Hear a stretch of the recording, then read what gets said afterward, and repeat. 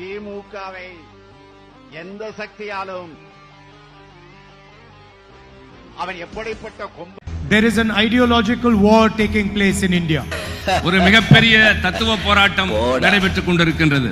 Because soon a storm is going to come in India and this Narendra Modi is going to be ejected from the government. Narendra Modi அவருடைய அரசு போக வேண்டிய நேரம் இது. I say Narendra Modi, but actually it is Adani government. It should be called the Adani government, not the Narendra Modi government. இது நரேந்திர மோடியினுடைய அரசு அல்ல, உண்மையை சொல்ல வேண்டும் என்றால் இது அதானியினுடைய அரசு. Because anyway all the work is done for Adani. காரணம் நரேந்திர மோடி எல்லாவற்றையும் அதானிக்காகவே செய்து கொண்டிருக்கின்றார். Whenever he wants anything, whether it is an airport, a port, highway, infrastructure, a mine, whenever he wants something, somehow the government of India just gives it to him. Nepal சாலைகள், துறைமுகம், அதே மாதிரி எதுவாக இருந்தாலும் விமான நிலையம் போன்றவற்றை அவர் விரும்பினால் அதானிக்கு உடனே நரேந்திர மோடி அவர்கள் தந்து விடுகின்றார். He wanted the Bombay airport.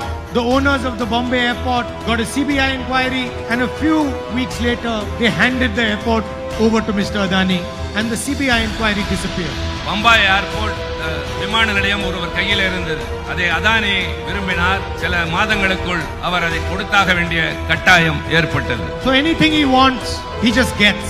அவர் எதை விரும்பினாலும் உடனடியாக எளிதாகவே பெற்றுக்கொண்டார். I gave a speech in parliament about how Mr. Adani is handed every single business in India and immediately the government reacted against me. நான் நாடாளுமன்றத்திலே அதானி எப்படியெல்லாம் இந்த அரசாங்கத்திலே சலுகைகள் பெறுகிறார் என்று பேசிய உடனேயே என் மீது நடவடிக்கை எடுக்கப்பட்டது. They took away my Lok Sabha membership. Within a few weeks I was thrown out of the Lok Sabha. என்னுடைய மக்களவை உறுப்பினர் பொறுப்பை பறித்து சில வாரங்களிலேயே என்னை வெளியே தூக்கி எறிந்தார்கள். It was strange. The moment I raised the Adani issue, immediately they took away my membership and my house. நான் அதானியினுடைய பிரச்சனையை நாடாளுமன்றத்தில் எடுத்த உடனேயே என்னுடைய மக்களவை உறுப்பினர் பொறுப்பை மட்டுமல்ல, நான் குடியிருந்த வீட்டையும் பறித்தார்கள்.